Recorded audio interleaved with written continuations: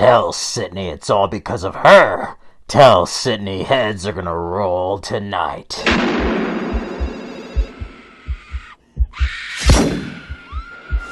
That's right, ladies and gentlemen. Today I'm going to share with you my favorite Scream films. So before I share my personal 6-film ranking, feel free to comment down below and let me know what's your favorite scary movie. Okay, ladies and gentlemen, today I'm going to share with you my favorite Scream films, going from my least to most favorite. So starting the list at number 6 is Scream 5, or in this case, Scream.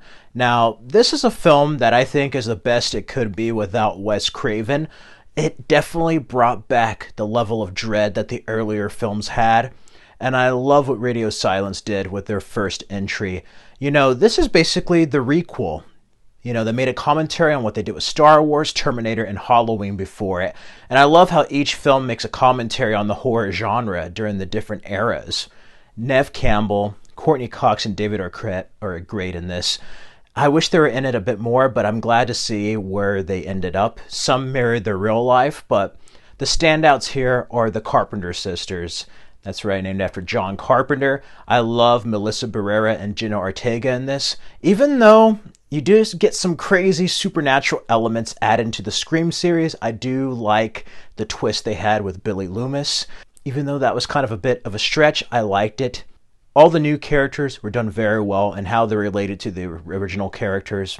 This is a perfect requel in a way. You have Jack Quaid in this. I love his role in this as a boyfriend, and then you also have Amber. They're pretty much the most obvious killers of the franchise, and while not having the best motive, I do love how this film tackles toxic fandoms and what the fans want. And it's kind of funny to see where the stab films, the fictional films of the Scream series went throughout these films, and in more particular, this one.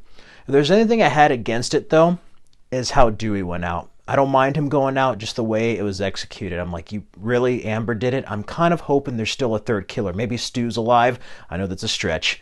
But besides that, even Sheriff Judy was in danger. Her son. The stakes were high. And of course, nothing's going to happen to the legacy characters, but it still ends in a third-act bloodbath. And this was a nice requel and a reboot, re-energization for the franchise after the first 4 films. I thought Scream 4 was an excellent ending for Wes Craven and the Scream film series. I don't think you really needed any of these movies. They feel unnecessary. They feel like a cash grab. But the filmmakers managed to not only pay homage and respect to Wes Craven and Kevin Williamson, but they pay homage and respect to the Scream series itself. And after the MTV season we had, this was a breath of fresh air, and I'm glad that it brought some stakes back to the genre, you know, back to this film series. And it's a nice bookend for Sydney if she's never back in anymore. I love the third act bloodbath and the line she has of like, enjoy that torch, you know, passing of the torch. And it's going to be interesting to see where Melissa Barrera's character of Sam Carpenter is going to go next, because there's a lot they're setting up. And again, Scream was inspired by Halloween, and I'm getting some Halloween 4 and 5 vibes with this new series of films. And while I did enjoy this film, I just didn't love it as much as the other films on this list. But that being said, Scream is the most consistent franchise, and all the films are just excellent. After that, at number 5 is Scream 3. This is a film that I actually enjoy more than some of the other entries, but it's a little bit cheesy. That's not a bad thing. The reason why I have this higher than Scream 5 is because the main killer actually has a valid motive, and one of the best motives was Scream 4 and Scream 1. I love Roman. Scott Foley did an amazing job here. His connection to Sydney and being the main orchestrator, it made sense for a trilogy closer, and this was a nice kind of like bookend for the original Scream films. Would I have loved to see Kevin Williamson's script? Absolutely, but Wes Craven has fun, and it kind of pokes meta fun that the first film in his film New Nightmare had with Hollywood. I love this. It's the most kind of campy and cartoonish out of all entries, but I have a soft spot for it because this is the first Scream film I actually saw from beginning to end. Because I was young, I saw the opening of Scream 1. My parents were like, this is too violent, turn it off. So this is the first Scream I saw all the way through. I love Detective Kincaid, Patrick Dempsey, how he's added. He's going to later on be a love interest to Sydney. Of course, Neve Campbell and him play brother and sister on Grey's Anatomy, but that being said, with her limited screen time, I do love what they do with Sydney here. This is her film and her series coming to an end. And overall, you have a lot of laughs, you have gore, and you have some suspense. And more specifically, a good story. The cameos are priceless. I love Parker Posey in this, pretending to be Gale Weathers. Yeah, let's not talk about Courtney Cox's bangs. The less we talk about it, the better. That being said, this had an amazing soundtrack with Finger Eleven, Suffocate, What If by Creed. I like this movie. It's a fun movie that had some creative kills, funny moments, and a killer, a main orchestrator with a valid motive and a great showdown at the end. And what can I say? It does pay homage to sequel trilogies. I even love Randy's cameo in this film. It's just a lot of fun. While it might not be the best for some people, it still holds a special place in my heart. After that, at number 4 is Scream 6. I thought a Scream film without Neve Campbell was going to be absolutely horrible. I thought that was just a stupid idea. But you know what? This film surprised me, and I like it much more than its predecessor. We have New York, new rules. Of course, they go Jason Takes Manhattan with this entry, but you know what? I love that we don't have the legacy characters as much. Dewey got killed off. Sydney gets to have her happy ending. The only one we have is Gale Weathers. And even though they do take a bit of a step back with her character as far as like the journalistic aspect and investigating, I love it in the fact that like there's no legacy characters. You know, when you have a franchise, when you have a series of films, when you have sequels, you're either going to kill the main characters that we love so much unceremoniously, or they're going to survive, obviously. They can't die. Not this time. By not having the legacy characters back, you don't know what's going to happen. And for the first time, I felt dread since the original films. And I love that. This series very much needed that. And it also provides a backdrop for the commentary on franchises. It's not just requels. Legacy characters and new characters alike are not safe when it comes to a franchise. And I do love how they talk about the state of franchise in Hollywood and films. Very meta. These films are so meta, and that's part of the charm. The new characters are so good. I don't want any of them to get hurt, and when they do, you feel it. The villains, you know, some of it was obvious. Other parts kind of caught me off guard. I love seeing Kirby back. That was cool. And how they paid homage and had nods to all the Scream films. The opening with Samara Weaving was done brilliantly. I thought that was a main killer, and then it had like a double opening. Reminded me of Scream 4, but this was actually real. And they took the fandom thing, the toxic fandom element, and took it a step further to like a ghost face worshiper. And having it in New York City was really scary, and seeing what the sisters have been going through. Jenna Ortega was even better in this film than the last one, and Melissa Barrera, her character is Sam, having to go through these allegations of saying she's crazy and she made it all up. You know, that's the main part of the plot, but I love seeing her character go through that. It's very different. And in many ways, this is basically like a requel of Scream 2. Like The Last Jedi of Star Wars is like Empire and Return of the Jedi in reverse. This is like the Scream 2 requel, you know. Scream 5 was Scream. This is Scream 2. Will they go to Hollywood next? I don't know, but I really like the kills in this, the soundtrack, the suspenseful moments, the nods, and Dermot Mulroney was fantastic, and I love how it connects to the last movie and the motives behind these killers, even though it is a bit reminiscent of, again, Scream 2. Overall, I had a blast with this movie, and the ending, I don't know where it could go. Like I said, with Sam's character, they could go Halloween 4 with it, if you know what I mean. Who knows, but I really enjoyed this entry. After that, at number 3, for me, and this is the reason why I have it higher, even though I enjoy Scream 6 more. You would not have Scream 6 without Scream 2 taking those risks first. Scream 2, while I enjoy some of the other films more than this film, is a solid sequel. We get to see Sydney in college, Neve Campbell sporting the short haircut. You get to see Timothy Olyphant, Jerry O'Connell as Sydney's boyfriend. Yeah, the stakes were still high.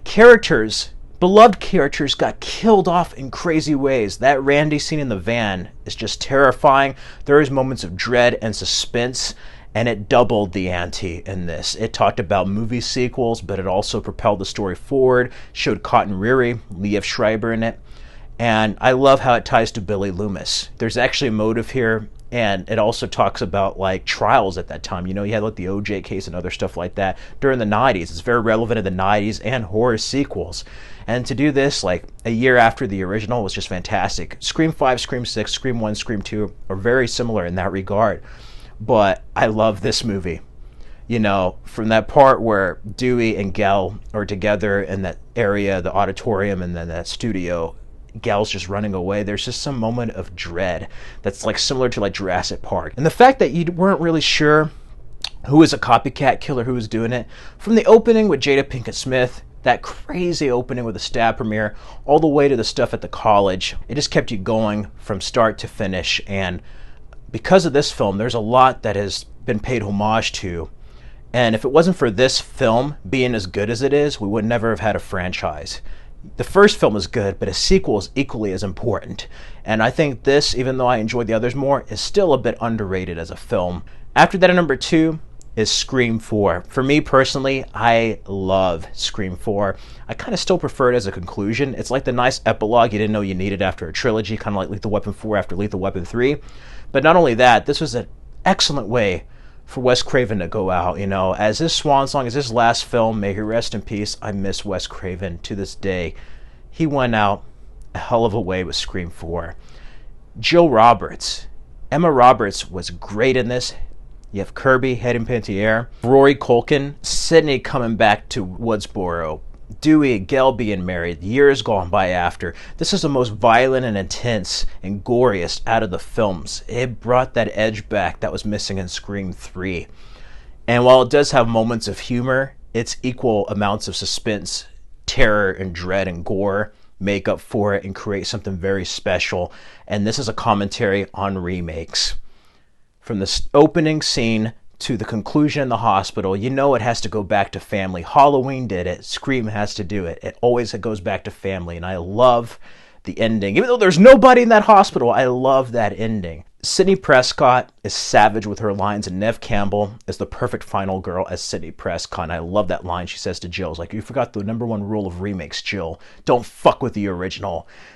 Yes. Killer line, but absolutely true when it comes to remakes. But I also love how it's kind of ahead of its time about fame and stardom and celebrity. Nobody has to do anything important. They just have to have fucked up shit happen to them to get famous. You see TikTok stars, Instagram. Let's do crazy, absurd stuff for sensationalism. This film predicted that way before social media really took off in a negative, toxic way. So I love that. This film was ahead of its time in many ways, with not only remakes, but culture and the requels, or the franchises basically. This film did all of that stuff before the later films, and I love it. This, to me, personally, even though I know a lot of people hate this film, this is right up there with the original for me. And on that, at number 1 is Scream. There's no beating the original OG Scream from 1996. My father rented this on VHS from Hastings. I saw it when I was little. The Drew Barrymore scene shocked me. I didn't know till years later that the Drew Barrymore scene was basically paying homage to Psycho. You think the main actress is going to live, and no, she dies.